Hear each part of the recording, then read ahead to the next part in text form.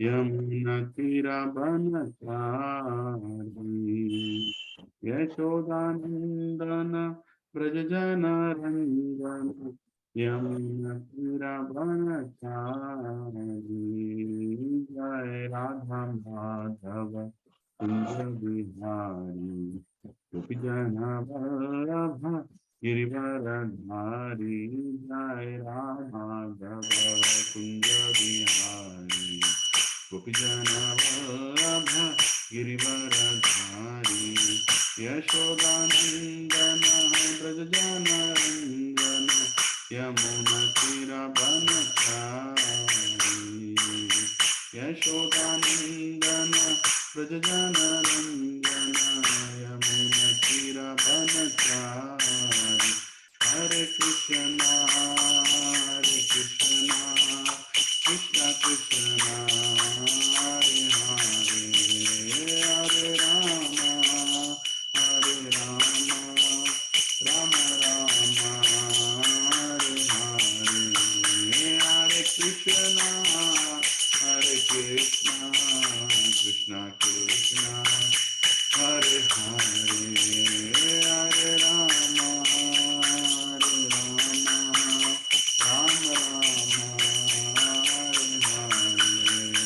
हरे हरे कृष्ण कृष्ण कृष्ण हरे हरे हरे राम राम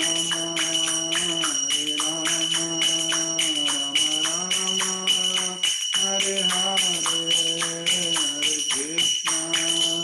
हरे कृष्ण कृष्ण कृष्ण हरे हरे हरे राम राम राम हरे हरे हरे कृष्ण कृष्ण कृष्ण हरे हरे हरे राम राम राम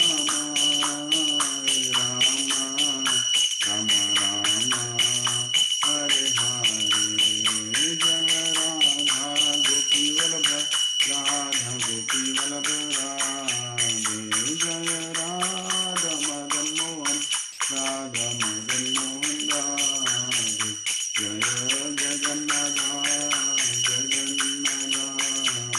बलदेवा जय सुभद्रा जय जगन्नाथ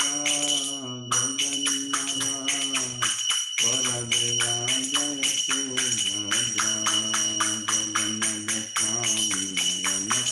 स्वामी नयन पटगामी भाव तुम्हें जगन्नाथ स्वामी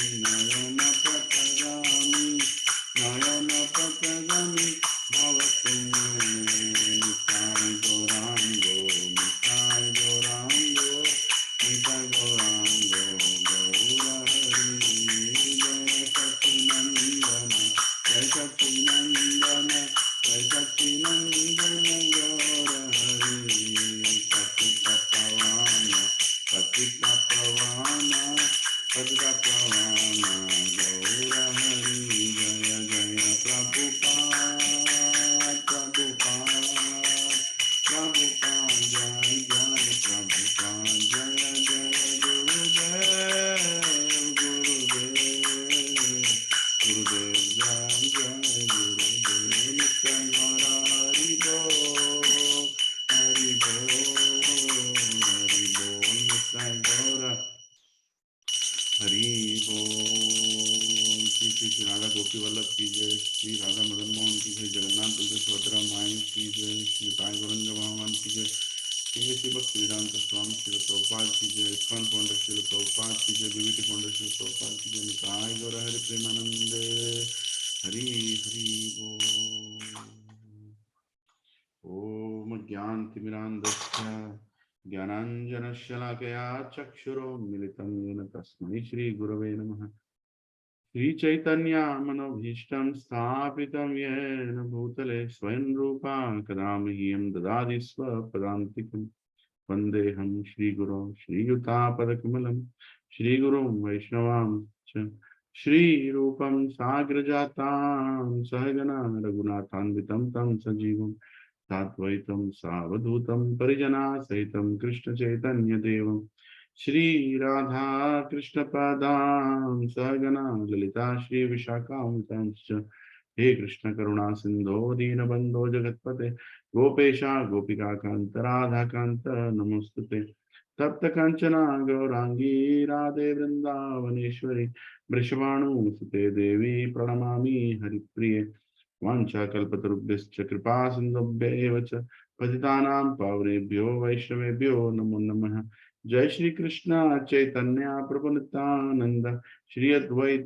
गदाधर श्रीवासादि गौर भक्त वृंद हरे कृष्णा कृष्णा कृष्णा हरे हरे हरे राम राम राम हरे हरे ओम नमो भगवते वासुदेवाय ओम नमो भगवते वासुदेवाय ओम नमो भगवते वासुदेवाय नारायणं नमस्कृत्य नरं चैव नरोत्तमं देवीं सरस्वतीं व्यासं ततो जयमुदीरये नष्टप्रायेषु अभद्रेषु नित्यं भगवत सेवया भगवती उत्तम श्लोके भक्तिर्भवति नैष्टिकी कृष्णाय वासुदेवाय देवकीनंदनाय च नंदगोपकुमाराय गोविंदाय नमो नमः नमः पंकजनाभाय नमः पंकजमालिने नमः पंकजनेत्राय नमस्ते पंकजांग्रे नमो महावदन्याय कृष्ण प्रेम प्रदायते कृष्णाय कृष्ण चैतन्य नामिने गुरतिस्वे नमः नमो ब्राह्मण्याय देवाय गो ब्राह्मणहिताय च जगदिताय कृष्णाय गोविंदाय नमो नमः नमामि विष्णुपदाय कृष्ण प्रष्टाय पुतले श्रीमते भक्ति वेदांत स्वामिनिति नामिने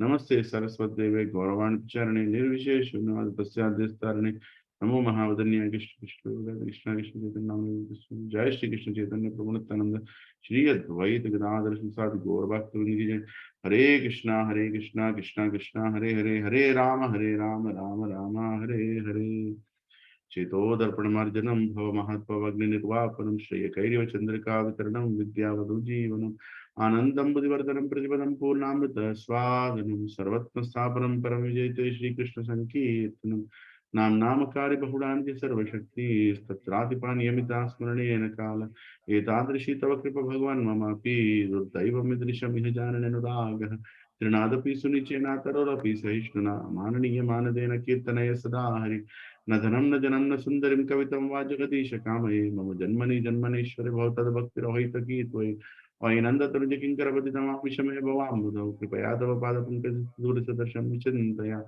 नयनं गलदश्रुधारया वदनं गद्गदरुधाय गिरा पुरकिर्निचितमपुगदातव नाम ग्रहणे भविष्यति युगायितं निमिषेण चक्षुषा प्रवर्षायितं शून्यायितं जगत्सर्वं गोविन्दं विरहेण मे आश्लिष्य वापादरतं पिनस्तु मामादर्शनं मर्महतां करोतु वा यथा तथा विदहतो लम्पतो मात्प्रणरतस्त्वेव नापरा हरे कृष्णा कृष्णा कृष्णा हरे हरे हरे राम राम हरे हरे हरे कृष्णा कृष्णा हरे हरे हरे राम हरे हरे हरे कृष्णा कृष्णा हरे हरे हरे राम राम हरे हरे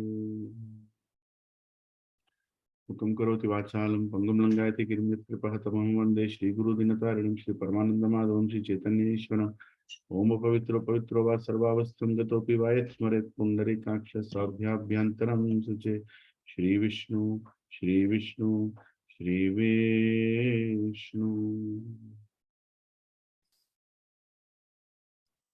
हरे कृष्णा प्रोविजन माता जी हरे कृष्णा लोवेश प्रभु सुप्रा प्रभु प्रवीण प्रभु जी दंडवत प्रणाम पद्मा माता जी प्लीज एक्सेप्ट दंडवत प्रणाम किचन प्रभु दंडवत प्रणाम अरविंद प्रभु पद्मा माता जी दंडवत प्रणाम thank you for joining Krishna प्रभु जी दंडवत प्रणाम सत्यदेव प्रभु एंड शिवाली माता जी दंडवत प्रणाम thank you for joining Sanjay प्रभु जी हरे Krishna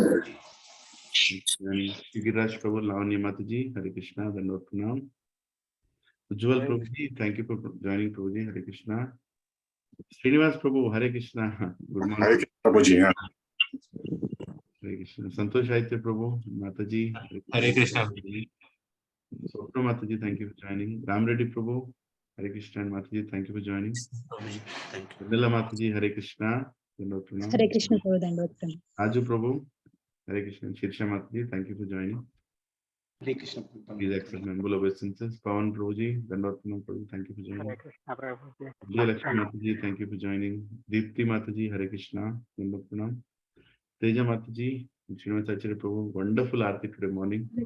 Thank you, Mataji. Hare Krishna. Yeah, Hari Bol. Srini Prabhuji, Balamani Mataji, Dandot Pranam. Hare Krishna Prabhuji, Dandat Pranam. Rochna Mataji, Dandot Pranam Mataji. Please accept my blessings. Dandat Pranam Prabhuji. Suma Mataji, Dandot Pranam Mataji. Hare Krishna. Hare Krishna Prabhuji, Dandavat Pranam. Mataji, Hare Krishna. Sandhya Mataji, Dandot Pranam. Pranam Prabhuji. Hare Krishna Prabhuji, Dandavat Pranam. Sujata Hare Mataji, Krishna. Hare Krishna. Hare Krishna Prabhuji, Dandavat Pranam. Padma Gandhi Mataji, thank you for joining. Dandot Pranam. Hare Krishna. Deepa Mataji, Hare Krishna. Dandot Pranam. Ramya Mataji, Sunil Prabhu, Dandot Pranam. Hare Krishna. Yeah, Raja Ramesh Prabhu. Dandavat Pranam Prabhuji, Hare Krishna. Wonderful to have all of you. Akshaya Mataji, Akshaya Krovidi, Hari Bol. Hare Krishna. Prabhu. Srinivas. Hare Krishna. Acha, acha. And there is one iPhone Prabhu also. Dandot Pranam. Hare Krishna. Hare Krishna. Okay. So, Hare Krishna Prabhuji. Hare Krishna. Hare Krishna. So, thank you all for joining. Actually, it's been a long time. I could not serve you on Ekadashi classes because of several reasons. There were some festivals or something else came on the same day, or that it was a Sunday. Different things happened, but fortunately, you got better association.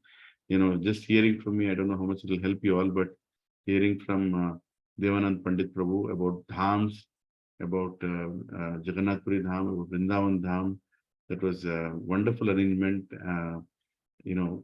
arranged by Surendra Prabhu during his yatra. Prabhuji got to know about him. Actually, Radhesham Prabhu had recommended him for a Dham Sevak. And so Prabhuji gave wonderful classes. I heard them later, though some of them I could not hear them right then. And Prabhuji nicely helped us continue the saga of making Ekadashi special. So today, all of you have to tolerate me. I don't know how much I'll be able to inspire you, but I want to be inspired looking at all of you. So wonderful you're joining. It's a working day, and still you all are, hearing today's class. I'm sure Mataji must be having so many courses to do. So please do whatever you're doing. Just keep the mobile phone somewhere so you can at least hear Bhagavad Katha as you prepare for the day. Grahastha life is very difficult. It's very difficult to be regulated in such an unregulated situation where there are so many surprises in the morning.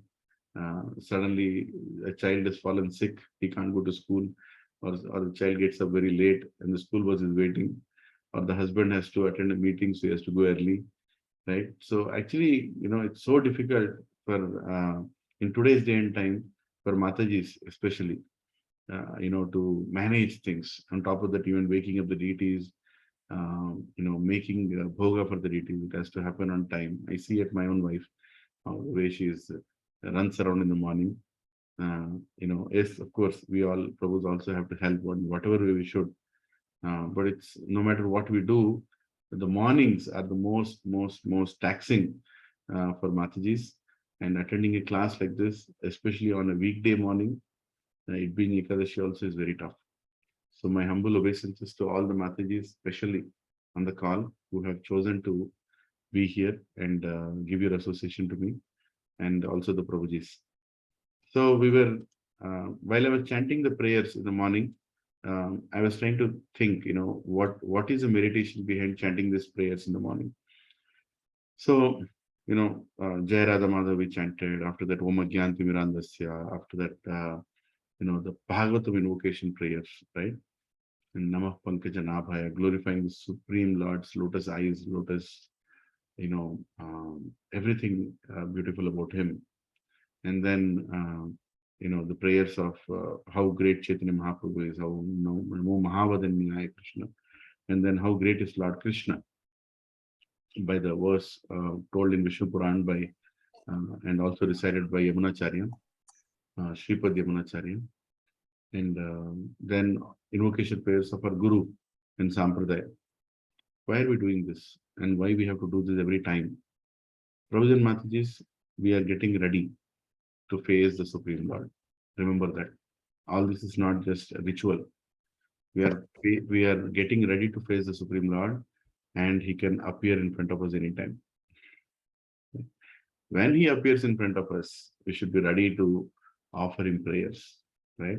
So many times I've heard from senior acharyas that Bhagavatam is a glorious scripture because it prepares us to face the Lord, right? So don't take this prayers as a ritual. Never consider anything as ritual. Ritual. Hare Krishna. One second. Mute somebody.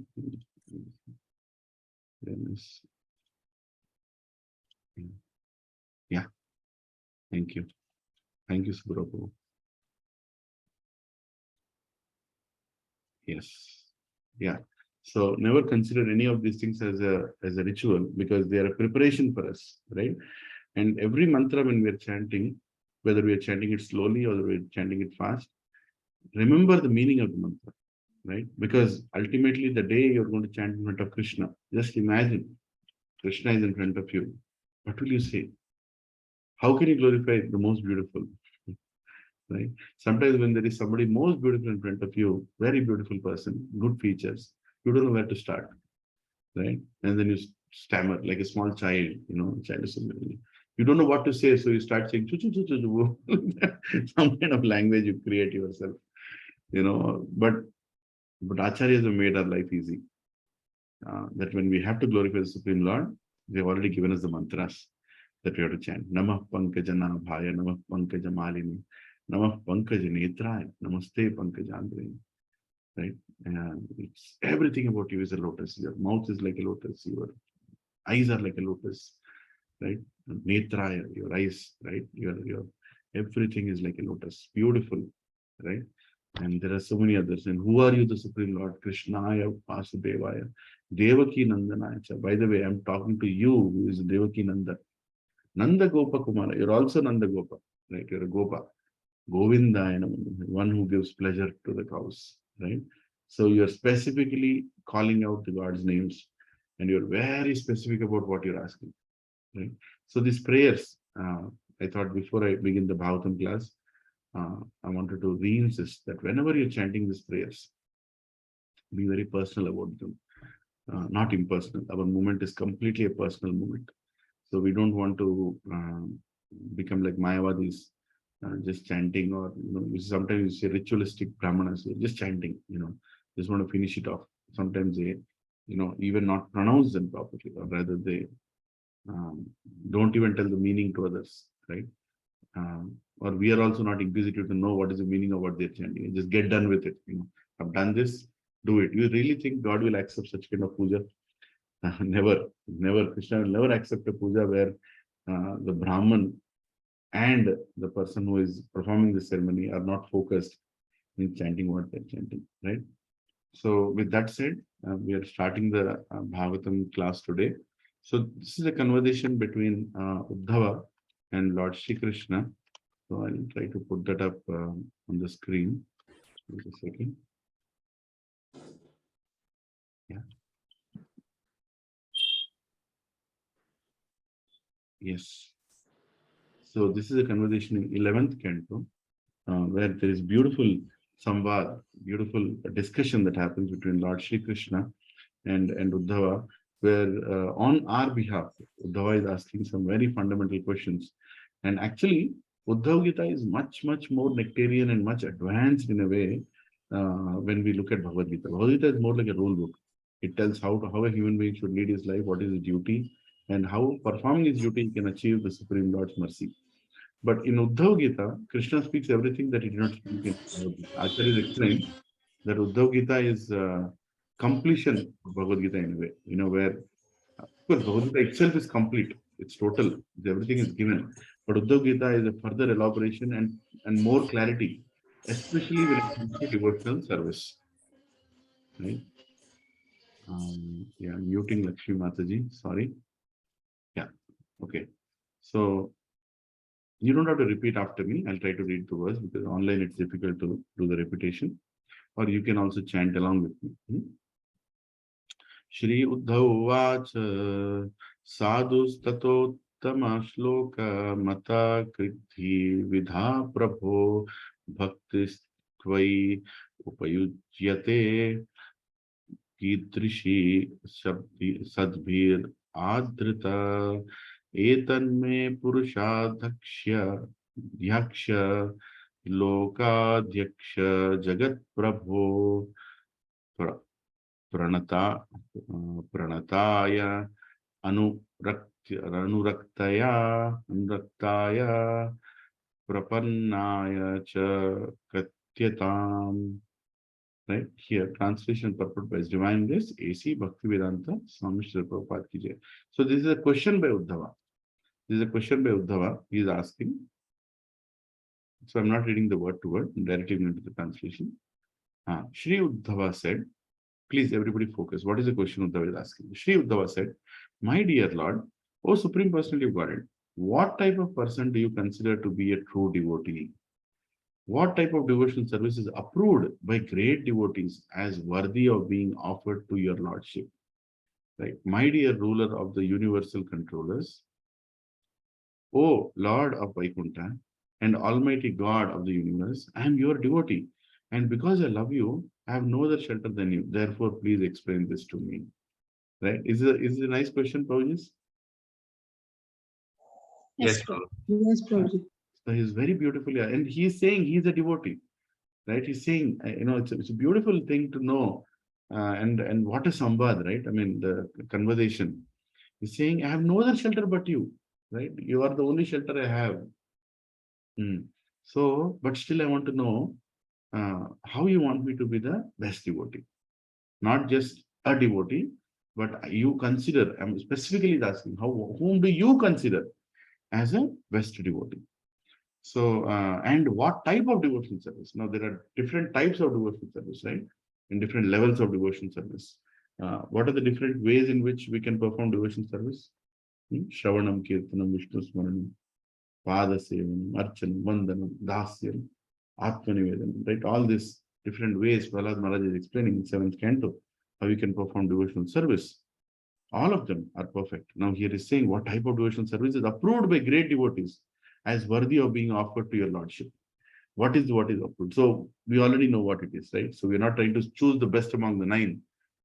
Luckily, in 7th canto itself, Prahlad Maharaj has made our life easy. That these are the approved ways of performing devotional service. Yeah. Now I read the purport by the disciples of His Divine Grace, A.C. Bhaktivedanta Swami Srila Prabhupada. Because in 11th canto, the purports are not written by Prabhupada directly. Indirectly, they have been guided by Prabhupada before he left this planet, and his disciples have written the purports. So it's equal. Parampara means everything is equal. Yeah. So purport. In the previous verse, it was stated that one can achieve the Lord's supreme abode by associating with devotees. Therefore, Uddhava naturally inquires about the symptoms of a distinguished devotee whose association can promote one to the kingdom of God. Srila Jiva Goswami notes that the personality of Godhead knows who is actually a sincere devotee because the Lord is always attached to his loving servitors. Similarly, pure devotees can expertly explain the proper methods of devotional service to Lord Krishna because they are already absorbed in love of Krishna. Uddhava herein requests Lord Krishna to describe the qualities of a devotee and asks the Lord to explain the devotional service that the devotees themselves approve as worthy to be offered to the Lord. Srila Vishwanath Chakravarti Thakur remarks that the word Purushadhyaksha indicates that Lord Krishna is the supreme ruler of the universal controllers headed by Mahavishnu.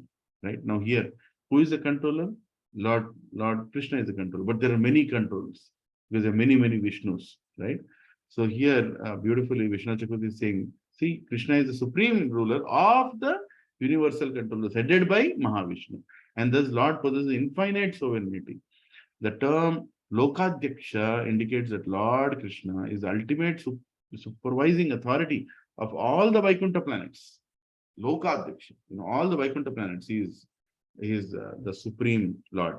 And therefore the Lord is unlimitedly glorious and perfect.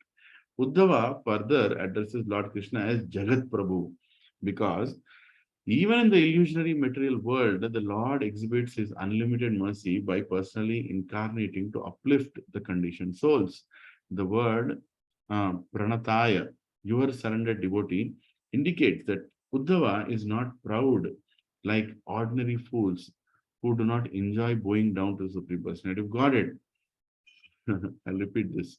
The word pranataya, your surrendered devotee, indicates that Uddhava is not proud like ordinary fools who do not enjoy bowing down to Supreme Personality of Godhead. According to Srila Vishwanath Chakravarti Thakura, Uddhava mentions that he is anuraktaya, or completely bound in love to Lord Krishna. Because unlike other great devotees like Arjuna, who sometimes worshipped demigods in order to comply with social customs or to show respect for their position in the scheme of planetary management, Uddhava never worshipped any demigods. Therefore, Uddhava is prapannaya, or considered or completely surrendered to Lord Krishna, having no other shelter. No other shelter.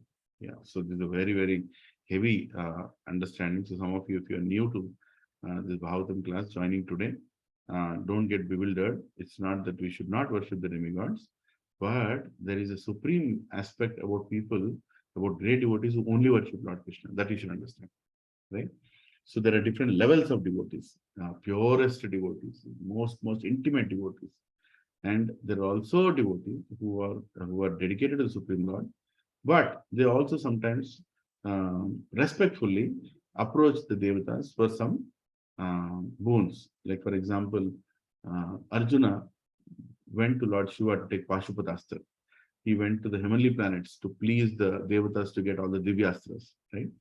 So it is, and he also did that on the instruction of Krishna. So we cannot completely say that he was a demigod worshipper.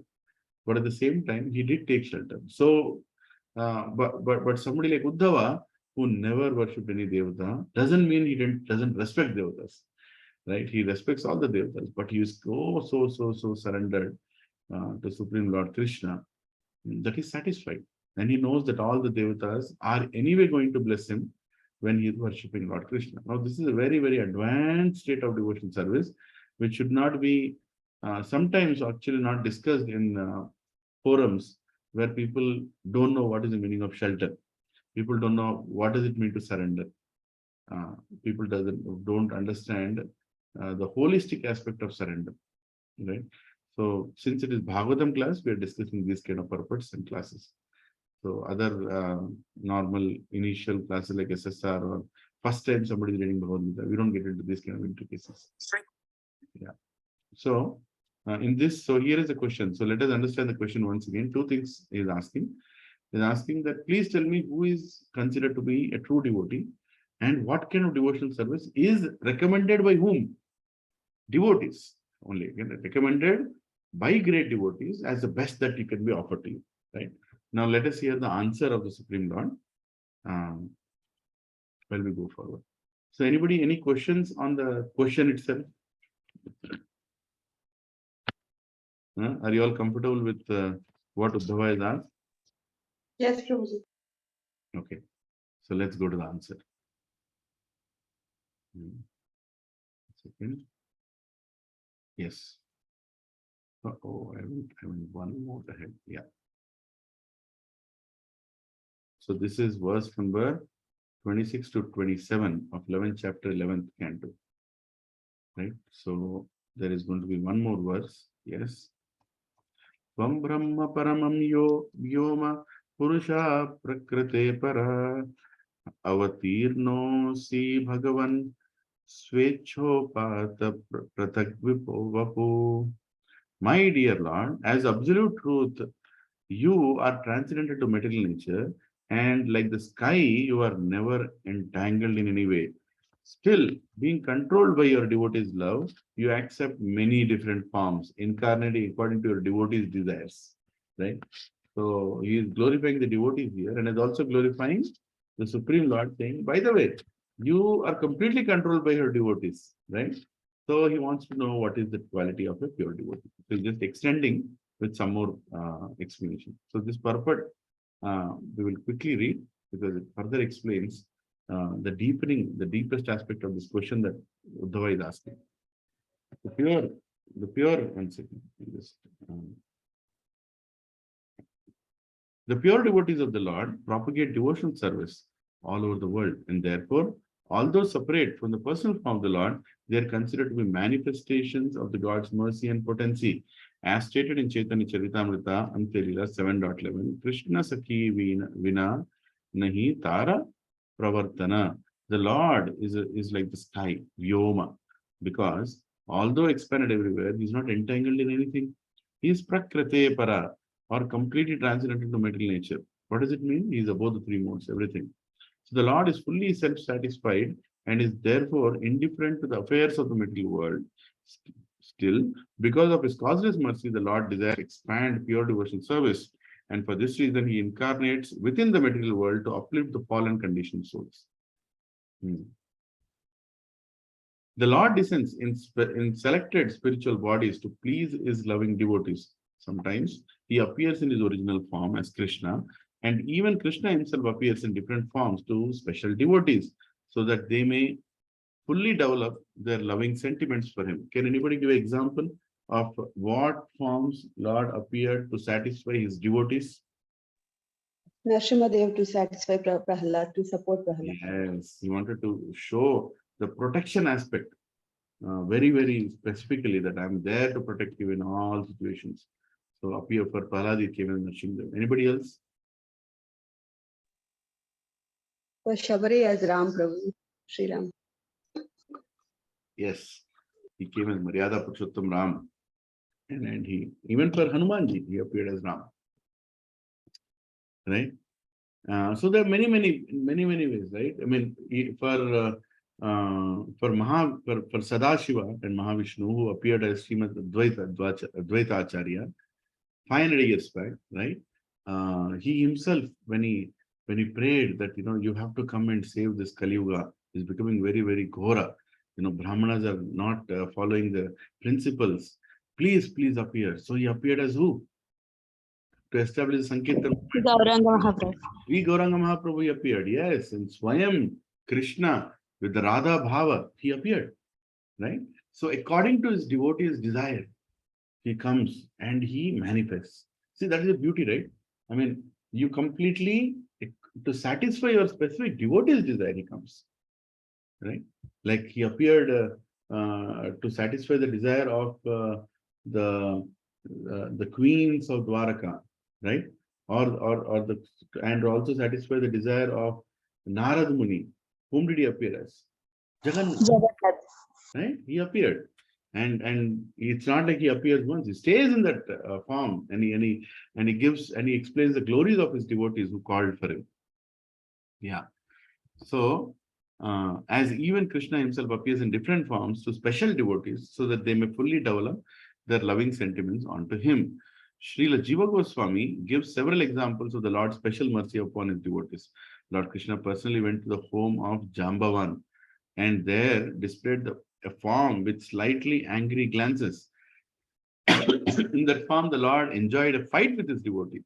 The Lord displayed his form as Dattatreya to Atri Muni and similarly bestowed special mercy onto Lord Brahma, the demigods, Akrura, and innumerable other devotees. And in Vrindavana, Lord displayed his most beautiful form as Govinda to the fortunate inhabitants. Right?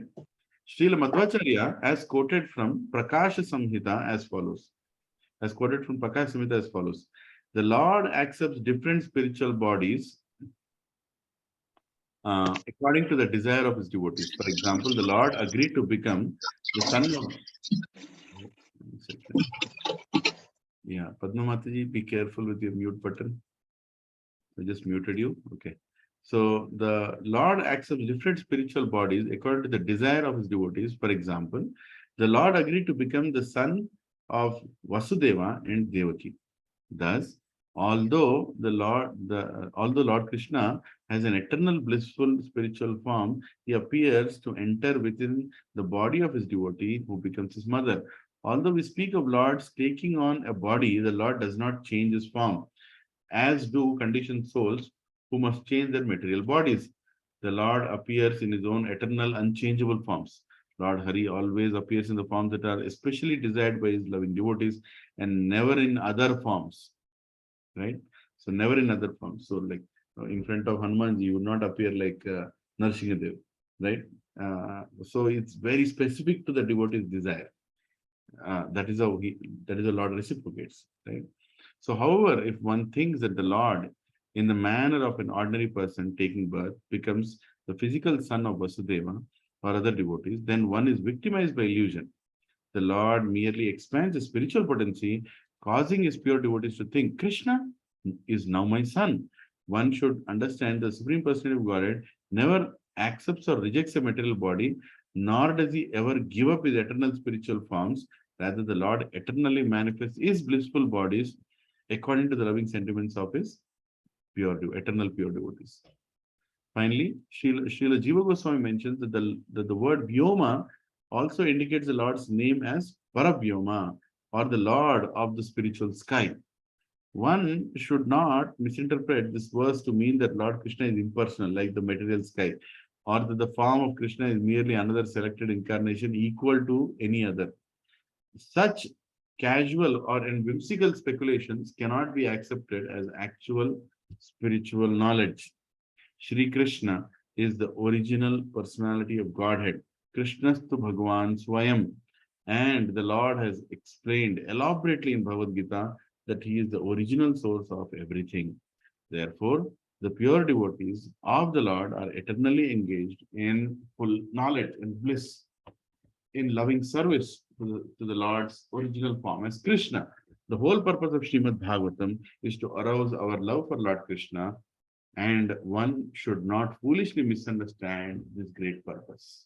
Yeah, it's a beautiful purpose written by, written by and brought forward to by the disciples of Srila Prabhupada. Yeah. So now we are going to hear the answer itself from Lord Shri Krishna. Lord Shri Krishna gives a big answer. We are only choosing the first 4 verses of the answer, right? Verse number 29 to 28, 29, 30, 30, 31, and 32. 4 verses. So here, what is he going to answer? Provision Matajis? Anybody? What is he going to answer? And what questions is going to answer? Anybody remembers? How a pure devotee should be. Whom should we consider as the purest devotee? True devotee, right? And what is the second question? What is considered to be the devotional service? What is the devotional service recommended by great devotees? Which should be offered to the Supreme Lord, right? So these 2 things Lord is going to answer now. So I'll just read the verses. Shri Bhagavan Vacha Kripalur Akrata Drohas Titikshu Sarvadehinam Satyasharo Anavadyatma Sama Sarvopakaraka Kamair Ahadadhir Danto Mridhu Suchir Akinchana Aniho Mita Bhuk Santa Sthiro Charano Muni Apramatto Gabhiratma Dhritiman Jita Sadguna Amanimana Dhakalyo Maitra Karunika Kavi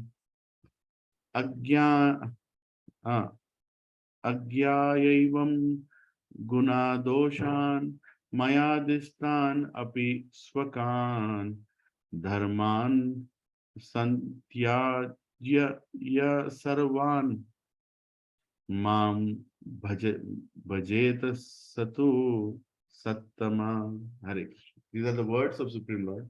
So I don't want to misreading them in the Bhagavatam class. We should always try to read the best we can on the verse. Yeah. Now, please focus on the translation. It's a big translation, but Lord is going to answer part of the first question, right? That is being asked. The Supreme Personality of Godhead said, "O Dhava, a saintly person is merciful and never injures others.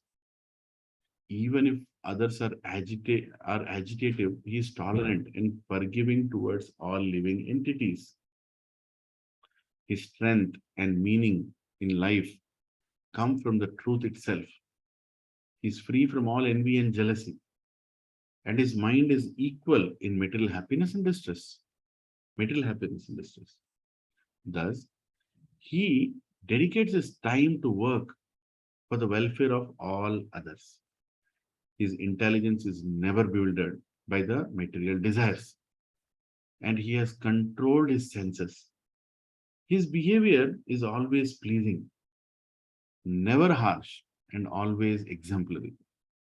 And is free from possessiveness. He never endeavors in ordinary worldly activities. And he strictly controls his eating.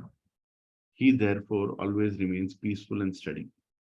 A saintly person is thoughtful and accepts me as his only shelter.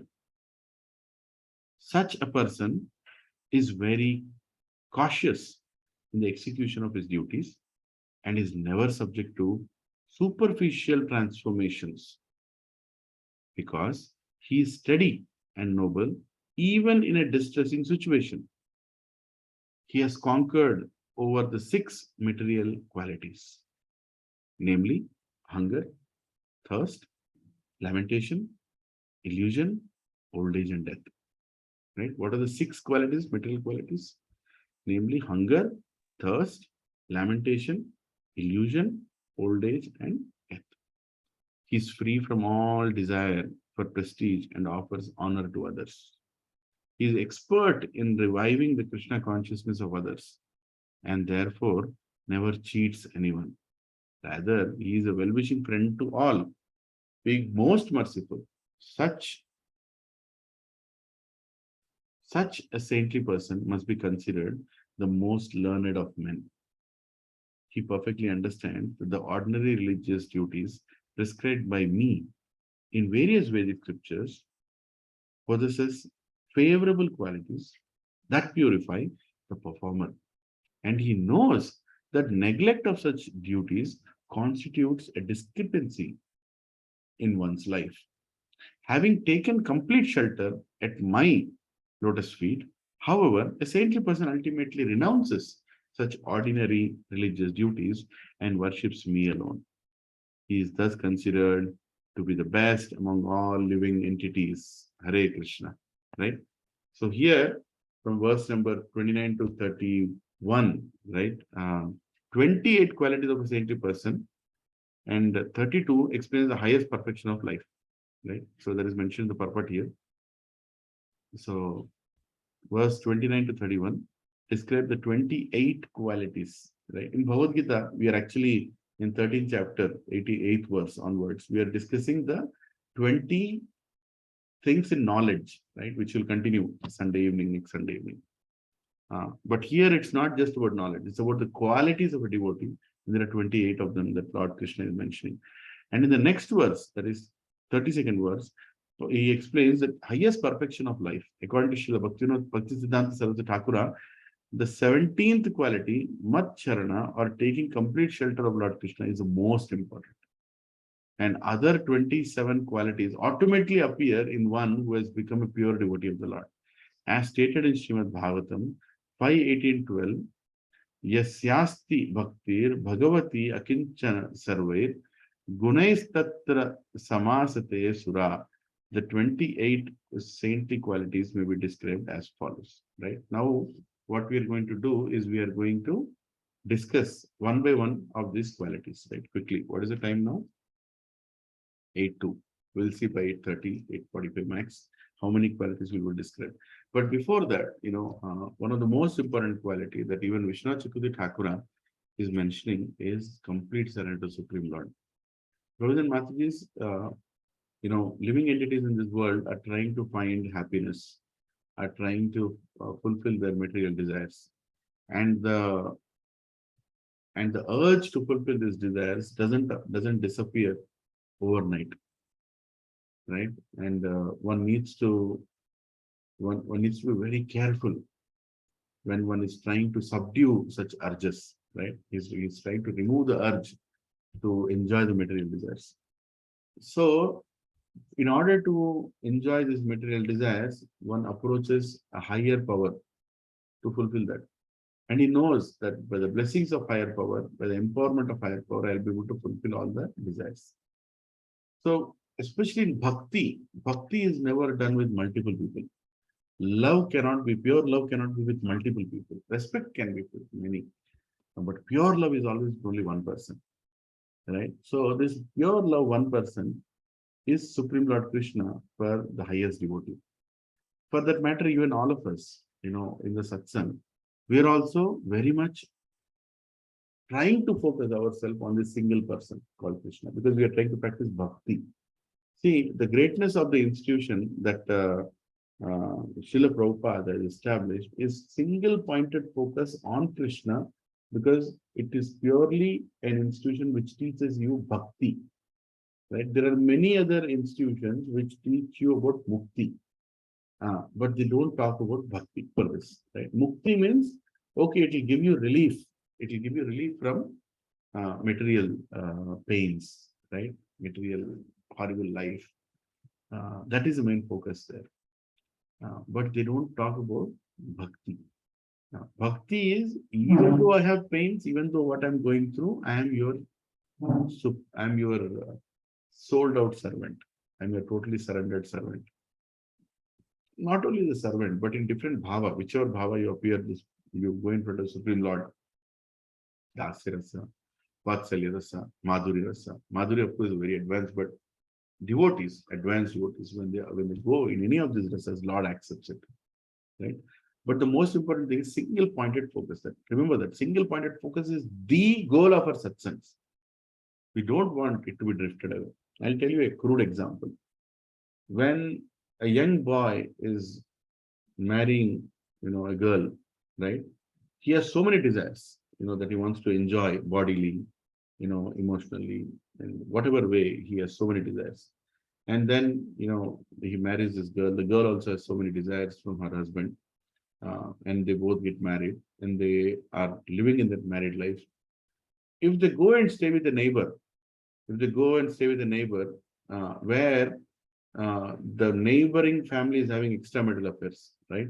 The neighbor's husband is seeing other women, or that woman is also not chaste to her husband.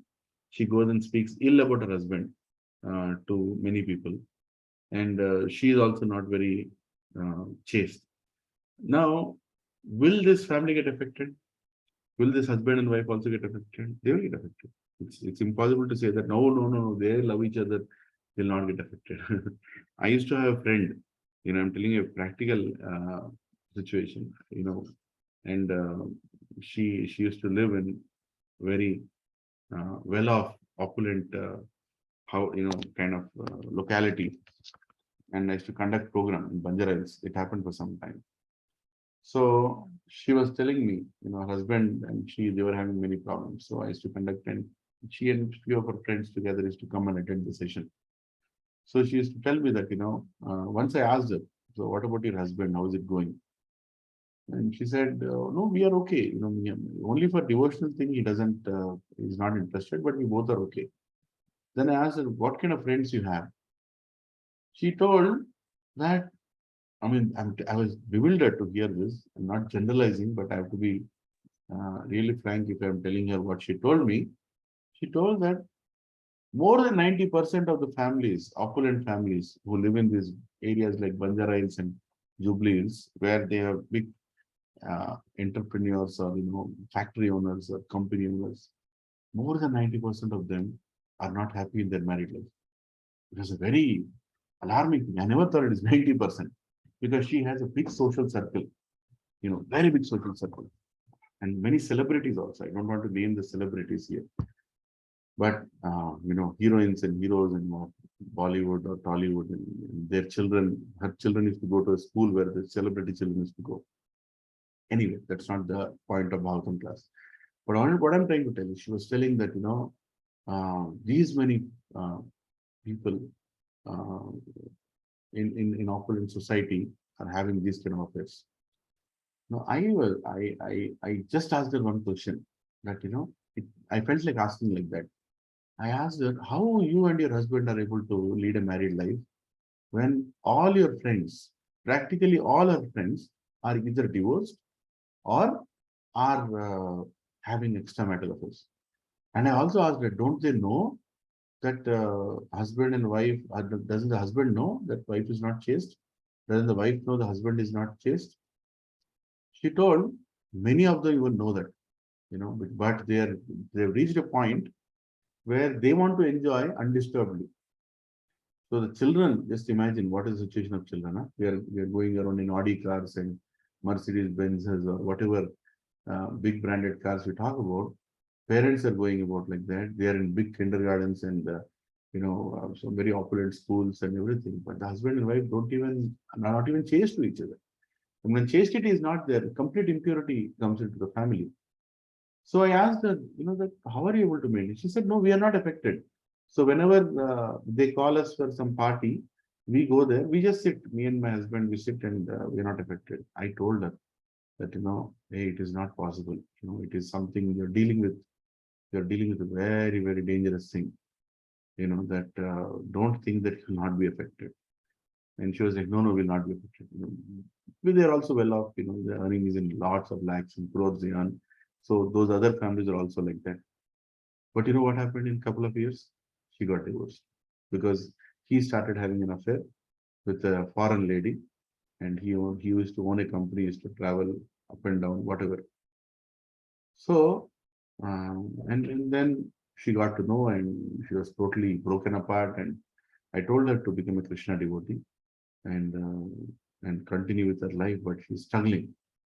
See, why am I taking the example, keeping names apart, with all due respect to her and her family, is when you are surrounded by bad association, don't think that doesn't affect you. Never ever be in that illusion. It will not affect you. Similarly, even in the satsang, when you are surrounded by devotees who are not focused on Krishna alone, it's very dangerous. Right? You understanding what I'm saying? Yes, Prabhuji. Right? It's very dangerous.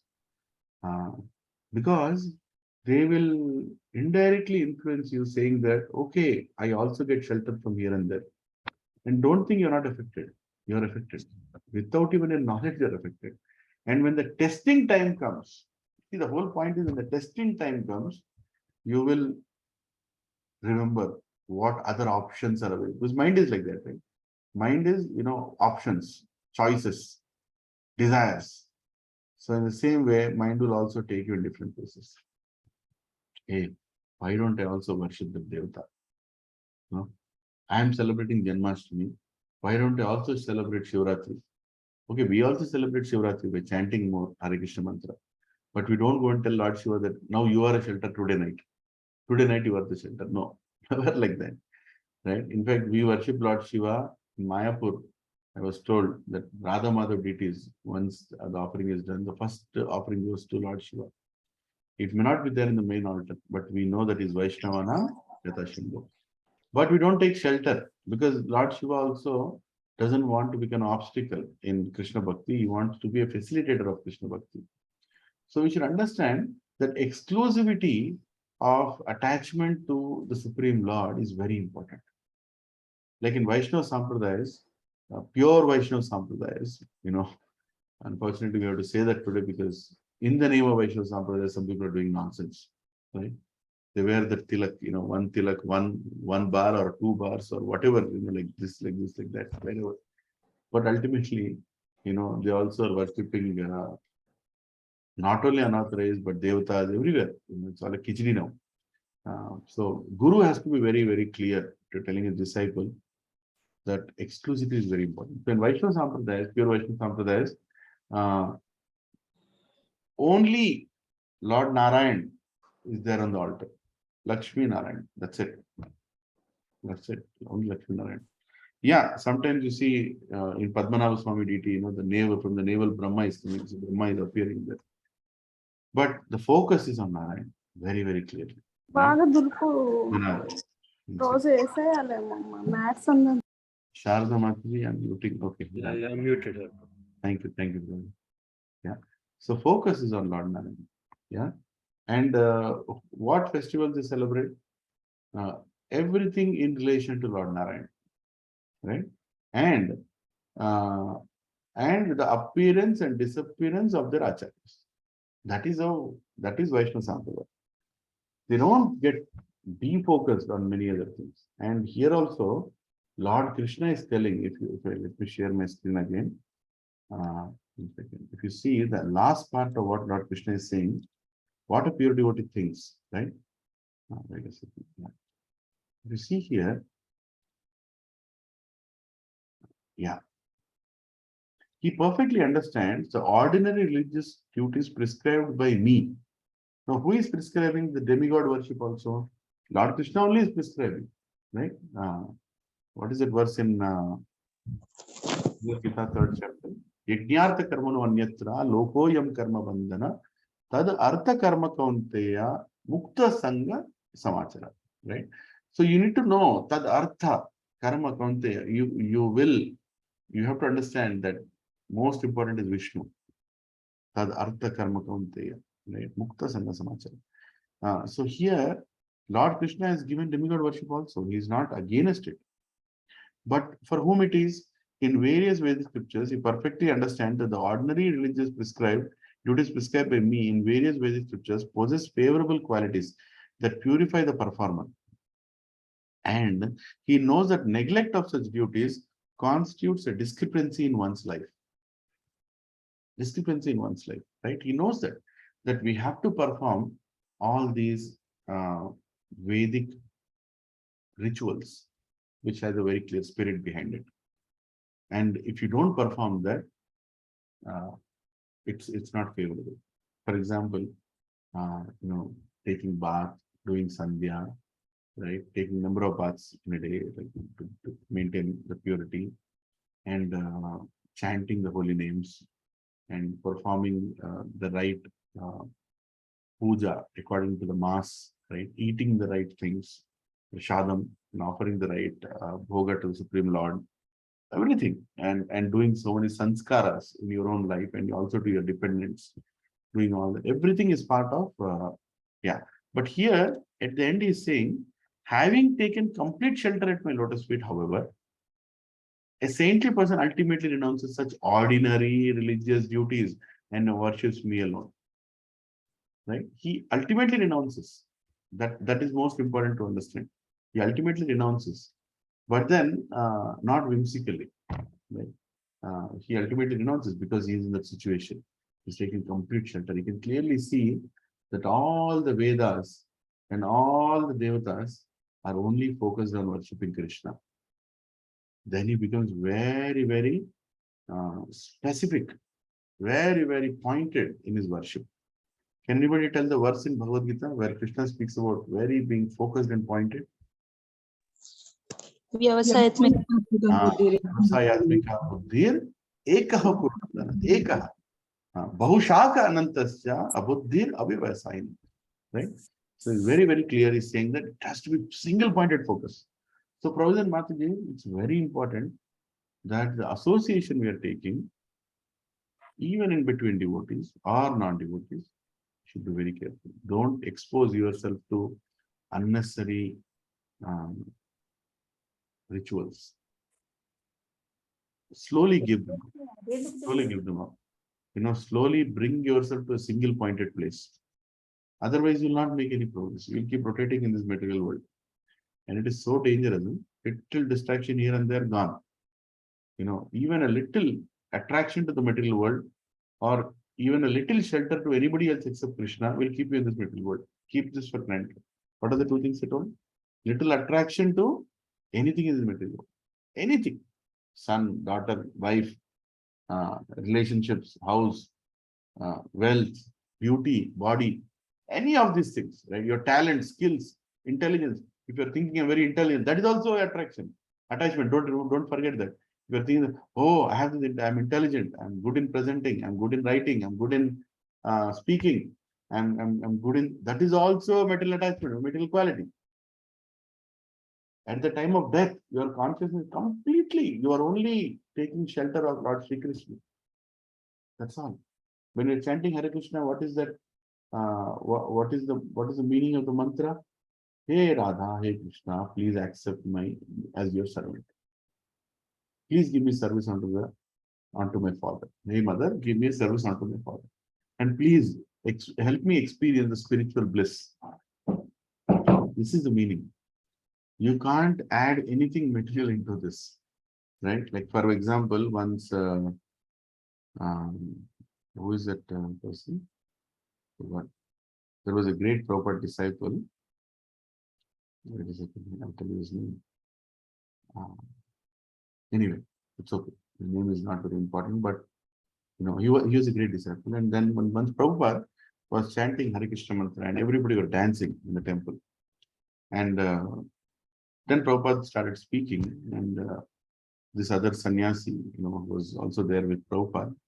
I mean, his own disciple, Prabhupada disciple, was also adding, or something like that was happening. He told, or rather, he was speaking on Prabhupada's instruction. So he told that you're all experiencing happiness while you're dancing and chanting, because while you're dancing, you're sweating and the oxygen is getting released. So that gives a lot of relief to the body. So that is the reason you're also experiencing happiness. As soon as he told, immediately Prabhupada looked at him and said, "Hey, what are you speaking? I never told you any of this." That is a problem with very highly qualified scientists being disciples. Right? Because oxygen is getting released, you're feeling some coolness in your body and you're feeling happy. Prabhupada immediately told, "Hey, don't do that. You're committing offense against the holy name." Right? What number of holy name? Offense number 6 or 5? Huh? What is that? Giving some mundane interpretation of the holy name of the Lord. Number what? In Padma Puran, what is the number? Let's chant the 10 offenses once. Okay, I'll quickly chant. So to blaspheme a Vaishnava is number 1. To consider the demigods who dedicate his life basically is an offense. And to consider the names of demigods like Lord Shiva, Lord Brahma to be equal to the name of Lord Vishnu is an offense. To disobey the instruction of spiritual master is an offense. To consider, what is it? 4th one. What is the 4th one? To blaspheme the Vedic literatures. Blaspheme the Vedic literatures. So any literature in Persians or the Vedic version is an offense. And then Consider the glories of chanting Hare Krishna. Hare Krishna to gain imagination. Number 5. And number 6 is to give some mundane interpretation of the holy name of the Lord. Right? Yeah, Mataji kept so beautiful. Yeah, Prabhuji, thank you. Right? So to give some mundane interpretation of the holy name of the Lord, and to commit sinful activities and strength of the chanting of the holy name of the Lord, to consider the chanting of Hare Krishna as one of the auspicious ritualistic activities mentioned in the Vedas, fruitive activities, Karma Kanda, to instruct a faithless person of the glories of the holy name of the Lord, and to not have complete faith in the chanting of the holy name of the Lord, to maintain some material actions, even as you're not understanding so many instructions on this matter. It is also an offense to be inattentive while chanting. Every devotee who claims to be Vaishnava must carefully guard against these 10 offenses in order to quickly achieve the desired success. Yes. Thank you, brother. Yeah. Right. So, Prabhupada, just see, Prabhupada could have told, okay, this is also a nice way to attract people. Right? People think like that, right? I can tell something about oxygen coming out and cooling given. So this will also bring more people to chant Hare Krishna. Did Prabhupada do that? No. No. Immediately said, "What are you speaking? This is not there. Tell the right thing. If people are not experiencing it right now, that's okay. But you can't change it just because you want to attract people, just because you want to tell whatever you want." Right? So we should be very careful. We should be very careful in how we are presenting the spiritual knowledge.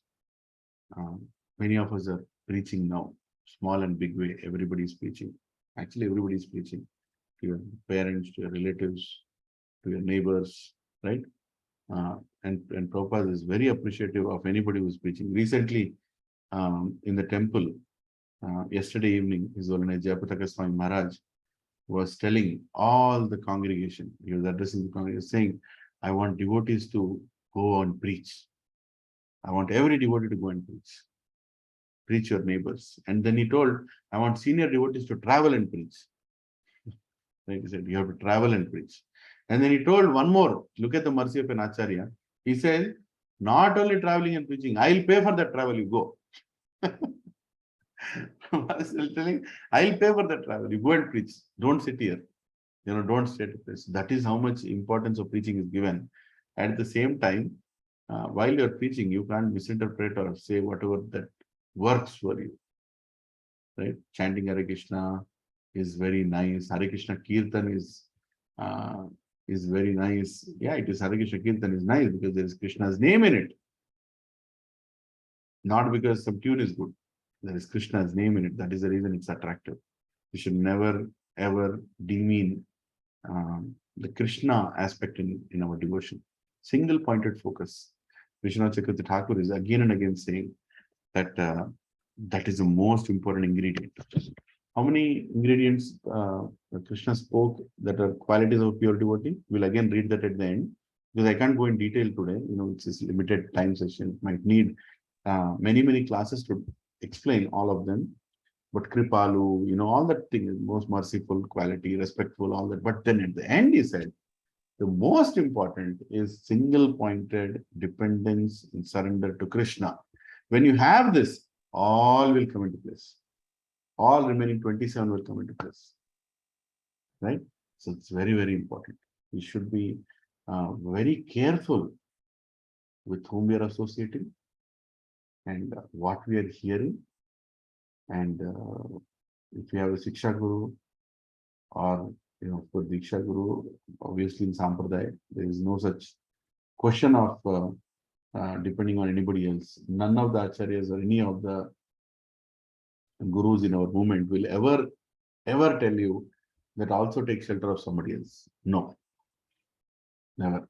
Right? Yeah, they might tell that, take help. In front of extreme situation, you can ask Krishna if you can take help from a Devata with the permission of Krishna, with the permission of Guru. But then they'll never take shelter, right? They never take shelter of any of the Devata. But Devatas also cannot give full shelter. Full shelter is given by Vasudeva Krishna alone. Nobody else can give full shelter. Shelter is there, but then it's not full.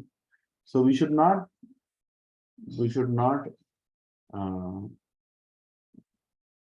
associate with people who are not single pointed in their shelter. In the beginning stages, everybody is attracted to many things, right? To fulfill the material desires, we are attracted. It can be with us also. But as we progress, the goal of satsang is single pointed focus. The goal of our satsang is single pointed focus. We could become from many to one and then single pointed focus. And that one is enough for everything. Right? If you are angry, also shout at Krishna only. If you are happy, also praise Krishna only. If you are, what do you call that? If you have a question, ask Krishna only. Ask Krishna only. Arjuna had so much access to Lord Shiva also. He did not ask Bhagavad Gita from Shiva. He said, Krishna, you answer. And he said, you are the only one who can answer. Why did he say that? You are the only one who can answer. Right? And then, okay, now I have access to Lord Krishna, so I'll commit sins. What is it number? I think it is number 7. Committing sinful activities on the strength of the chanting of the holy name. Right? So that's also a very dangerous tendency. That I'll start committing sinful activities and say that, oh, I'm chanting the holy name. Right? I'll tell you one of the examples of this is when Indra, he got the Narayanastra which was made out of the bones of Dadichi, right, to kill Vritrasura. So Indra was kind of little hesitant to kill Vritrasura because Vritrasura was a demon, but he was a pure devotee. Complete dependence on who? Krishna. Complete dependence. So even though he was a demon, he was completely dependent on Krishna. And he saw that. Indra saw that. And he was hesitant at that time. Devatas got very concerned. Right? Now understand this whole incident and don't try to start judging Indra or Devatas, but understand what message it gives to us. Right?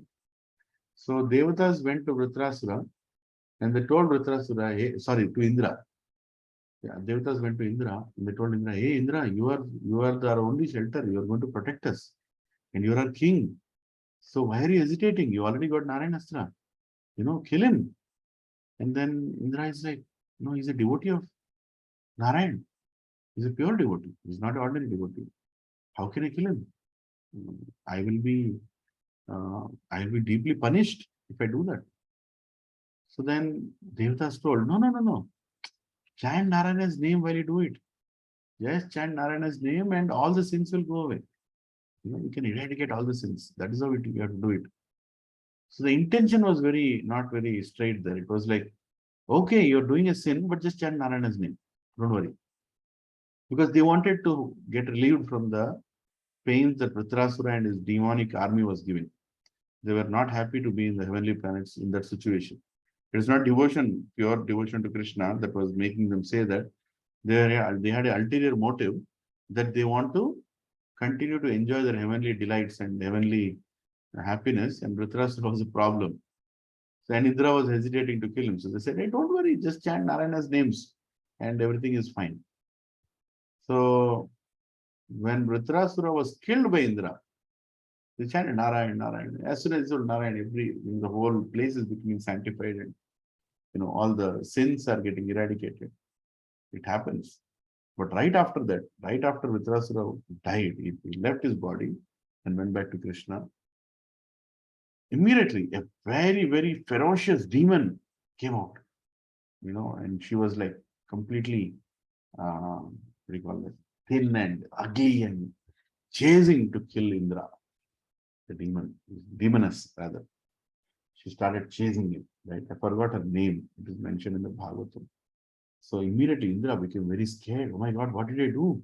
How come this happened? I committed a sin and I also chanted Narayana's name, but how can this demon come? And what did the Devatas do who advised all that to Indra? As soon as Vritrasura was killed, they saw this demoness who came out of that place where Vritrasura was killed. And immediately they ran away. The free advice giving, all of them ran away. How you chant Narayana? They told all that. They ran away. Because the intention was not right. And the demon started chasing Indra, and Indra had to go to Manasarovar. No, I think not Manasarovar. We went to, I think, what is it? Manasaganga, where, or maybe Manasarovar. I have to go and refer back that. So there Lakshmi Devi is present. So he went and fell at the feet of Lakshmi Devi to rescue him from the demoness. And he got rescued. So, but the moral is, even if you're chanting Narayana's name, doesn't mean you use that name to continue your sins. Sin is a sin.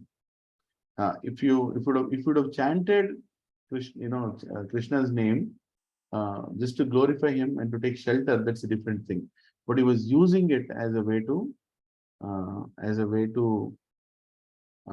perform a sin, knowing that it is sin. See, one other person also chanted Krishna's names when he was in trouble, Ambarish Maharaj.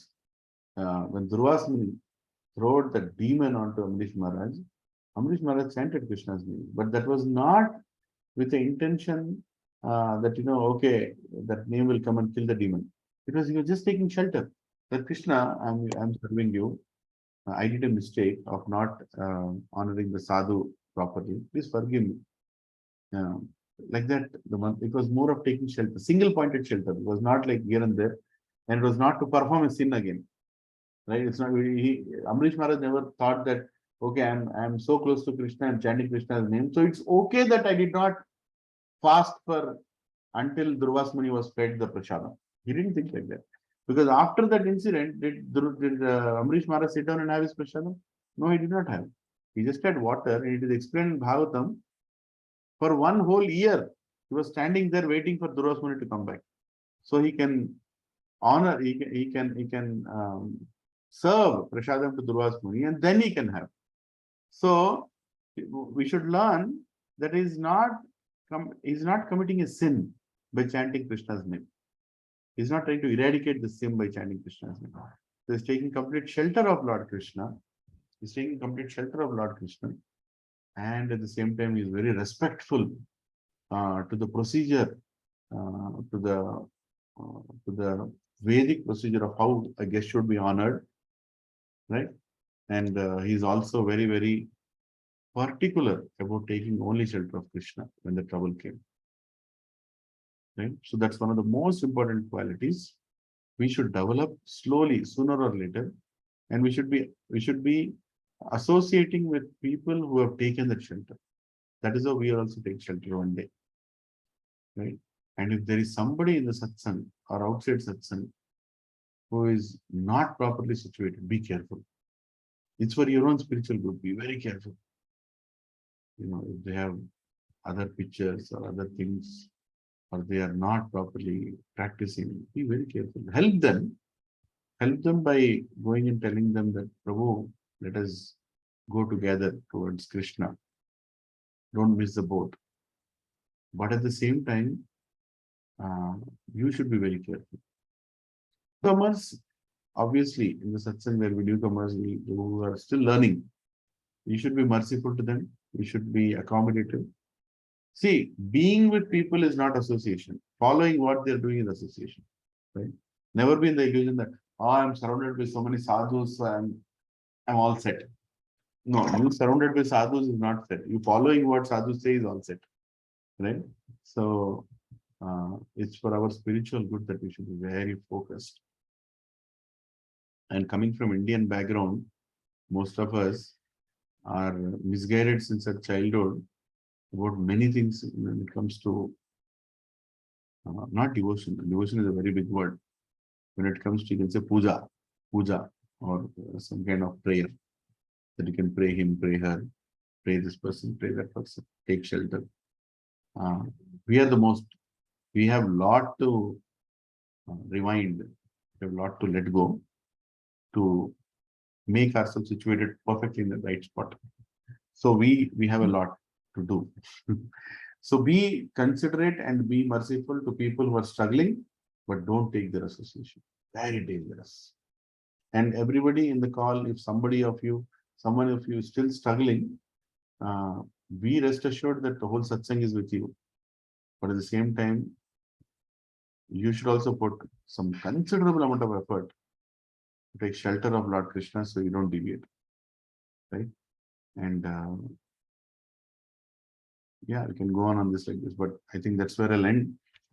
As I said, I can't complete all the qualities, but the most essential quality, which brings all the other qualities in you, I've read. So I'll just read the translation once again, Prabhuji and Mati, just hear it out so that you know what all qualities Lord Krishna is talking about once again.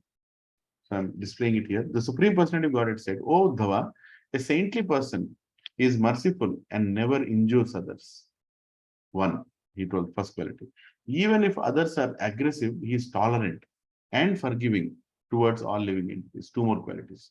His strength and meaning in life comes from the truth itself. Right? He absolutely follows absolute truth, scriptures. He is free from all envy and jealousy, and his mind is equal in material happiness and distress. Right? Tam Stitiksha Bharata. Thus, he dedicates his time to work for the welfare of all others. His intelligence is never bewildered by material desires, and he has controlled his senses. His behavior is always pleasing, never harsh, and always exemplary, and he is free from possessiveness. He never endeavors in ordinary worldly activities, and he strictly controls his eating. He, therefore, always remains peaceful and steady. The saintly person is thoughtful and accepts me as his only shelter. Such a person is very cautious in the execution of his duties and is never subject to superficial transformations because he is steady and noble. Even in a distress situation, he has conquered over the 6 material qualities, namely hunger, thirst, lamentation, illusion, old age, and death. He is free from all the desire for prestige and offers honor to others. He is expert in reviving the Krishna consciousness of others and therefore never cheats anyone. Rather, he is a well-wishing friend to all, being most merciful. Such a saintly person must be considered the most learned of men. And finally, is concluding, he perfectly understands that the ordinary religious duties prescribed by me in various Vedic scriptures possess favorable qualities and that purify the performer. And he knows that neglect of such duties constitutes a discrepancy in one's life. Having taken complete shelter at my lotus feet, however, a saintly person ultimately renounces such ordinary religious duties and worships me alone. he is considered to be the best among all living entities. Hare Krishna. Right? So,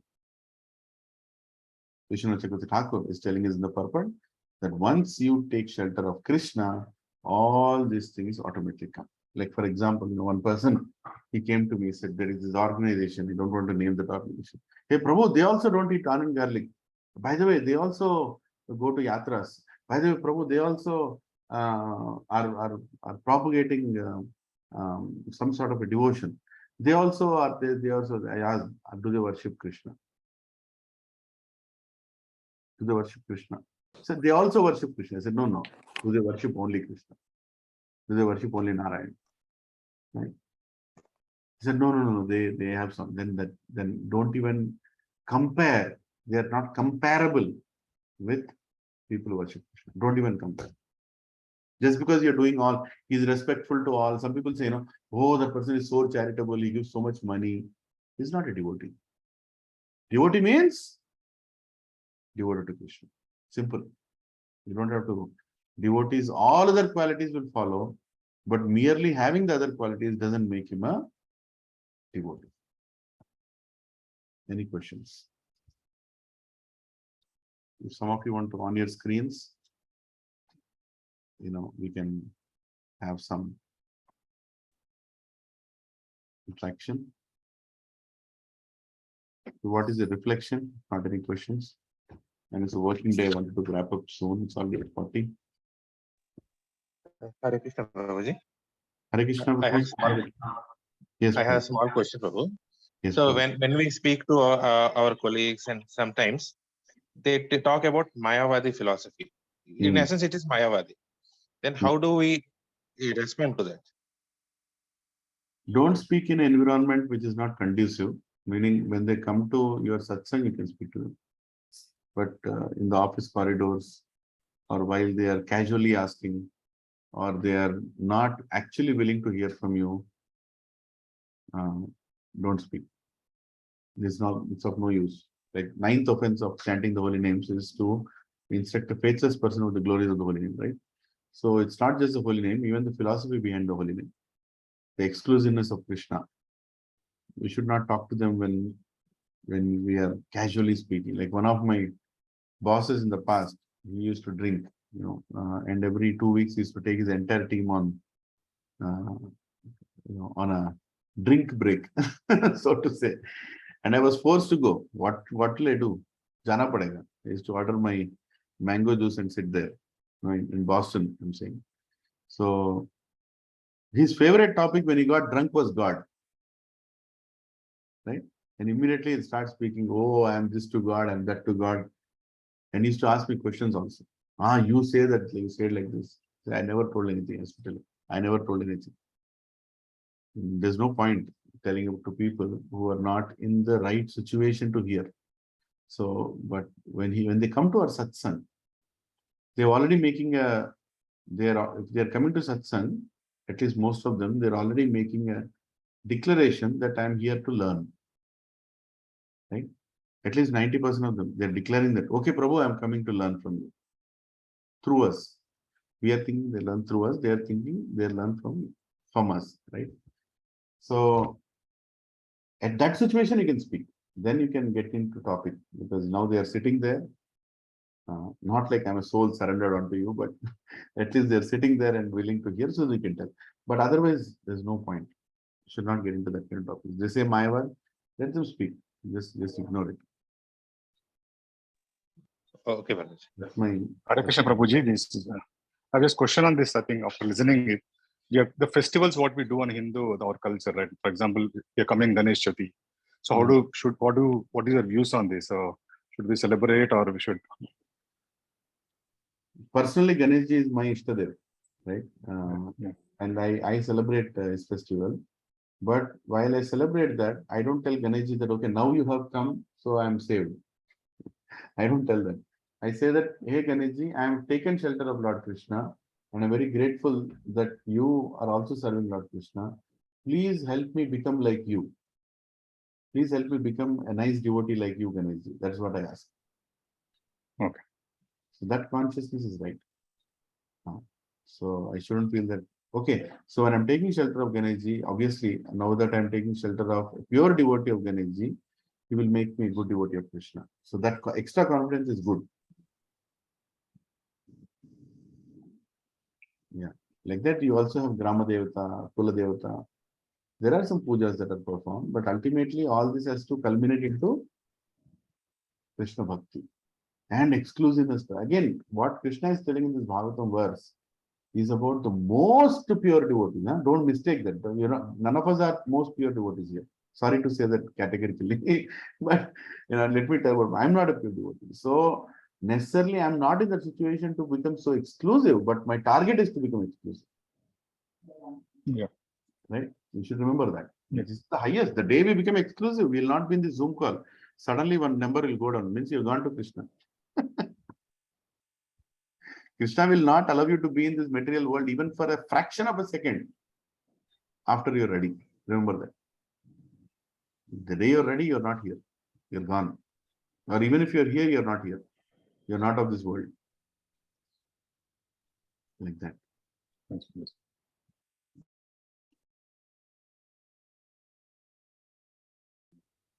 Any other thoughts, questions? Hare Krishna, Prabhuji. Yes, Satyadev Prabhu. No, Prabhuji. Prabhuji, you talked about rituals, right? For example, small rituals like how to offer bhoga. Some people will have their own way of offering bhoga. So even in, let's say, for example, if I have to go to relative's house, is it a good way to tell them, like, if they are doing something differently, or not not following some etiquettes? Is it okay to advise them, or that's not a good way? Depends on your relationship, bro. Depends on your relationship and how much they're willing to learn from you. Sometimes we see people doing it very wrong way, but we cannot go and tell them because they're not asking. Yeah, when you're hungry, you should give food. So if they're asking, we should tell. And your relationship with them, right? If they are kind of younger to you and they are willing to, and you feel that you have a say, you can advise them. You can advise them. Maybe this is another good way of doing it. Like that, you can tell. But then they necessarily may listen to you, may not listen to you. Very situational and very specific to the person whom you are talking about, right? Yeah. Yeah, I mean, sometimes, even if like my my sister, even in my home, in my parents' house, if I tell something that, మొన్నటిదాకా లేనిది ఉన్నట్టుండి ఇవన్నీ ఏంట్రా కొత్త ఆచారాలు అన్నట్టు ఆడుతారు. Yeah, because they're used to the way, even we all, everybody, every single person in this call did not take birth in Krishna Bhakti. We all are now learning Krishna Bhakti. And actually the most purest form of Bhakti we are getting introduced. Prabhupada is not compromising and giving anything less. He is giving the highest. So when you have the highest in hand, it's very difficult to comprehend anything lowest as equal to highest. Right? So for people outside the study circle, will obviously feel, hey, what is this? Why are these people behaving fanatically? That is the reason it's more for us than others. So we follow it, and when they are ready, we tell them. We don't tell them. Unnecessarily, it will create animosity, disrespect. Relationship will be ruined. We cannot take that kind of chance. And people hear once they trust you, they'll hear. They have to come to you and ask, is this right? Then you can tell. Then also tell only how much they need to tell. Don't give a SSR session, like 12 session immediately. How much they're ready to hear. And when they say that, no, I want to learn everything properly, then you can go step on step. Then also start from session 1. Don't directly go into who is God. Right? What are you? Do you believe that you are a soul? You still believe that you are a body? Right? What is karma, laws of karma, modes of material nature, everything you have to tell. Then they will understand. Oh, so much is there. Okay, now all this is being controlled by one single little boy named Krishna. Right? Then they will accept. Otherwise, very difficult. Yeah, and also, I mean, sometimes, personally, I feel that, oh, I'm following the right standard, they are not following the correct standard. That should not be the mindset, right, Prabhuji? Yeah, they should not be mindset because according to their level of consciousness, something they're following. In fact, Krishna says in Bhagavad Gita, don't disturb others' faith. Okay, okay. Don't disturb. See, Prabhuji, whatever I've shared today, repeating Lord Krishna's words and Vishwanath Chakravarti Thakur's words, is for people in the satsang. I'm not telling to people in general. This session is people in the satsang, devotees in satsang, right? When I say be careful with people who are worshipping many, I'm talking about people in the satsang, right? Outside satsang, you anyway will be careful because we already know that we have to practice something high, right? So you know, they don't know. But sometimes what happens within the satsang, we think that people know,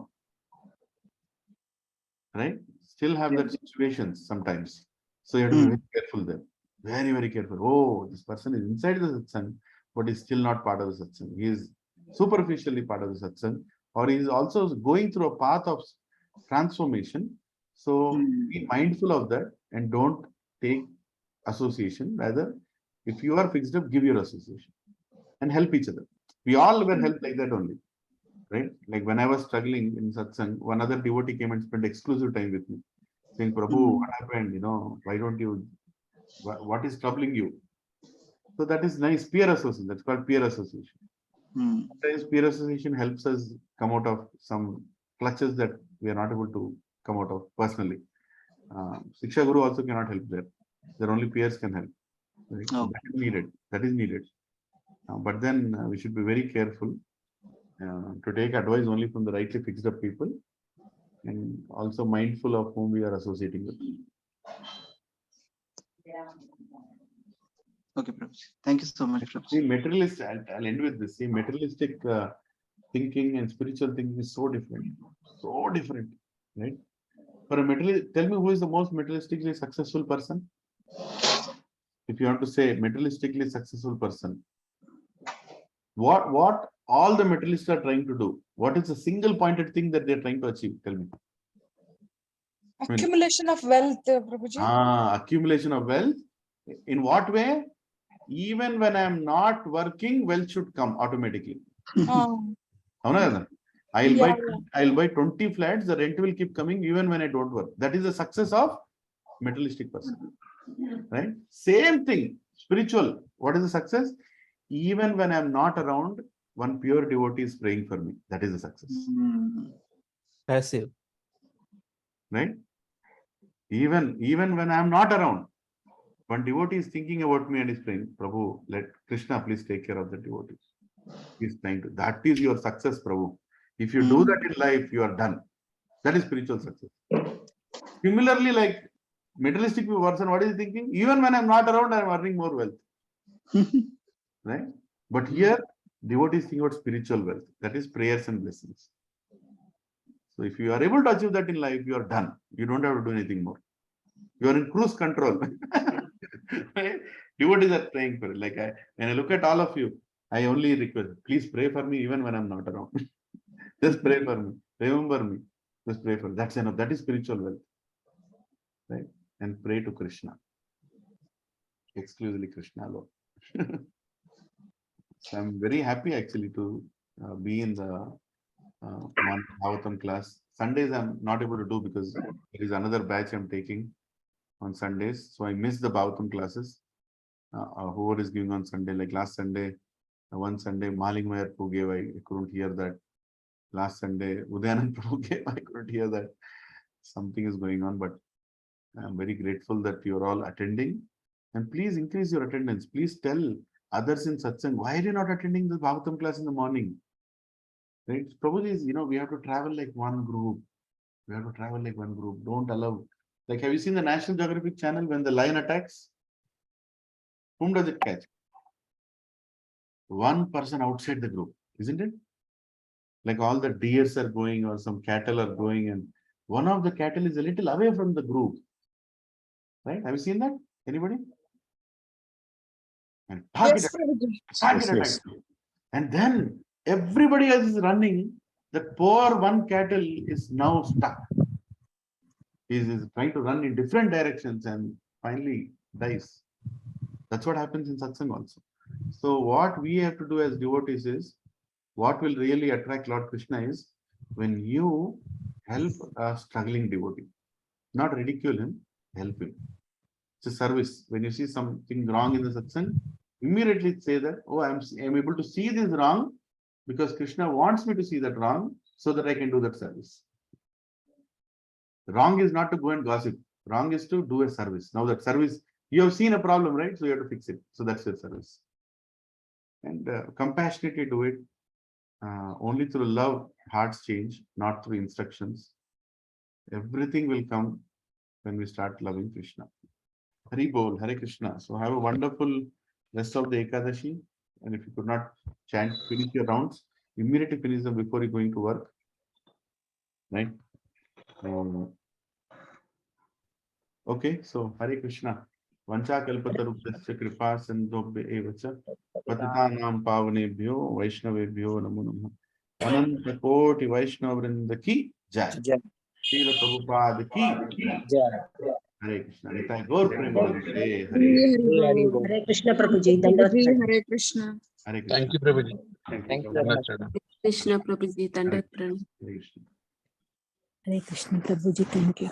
Hare Krishna.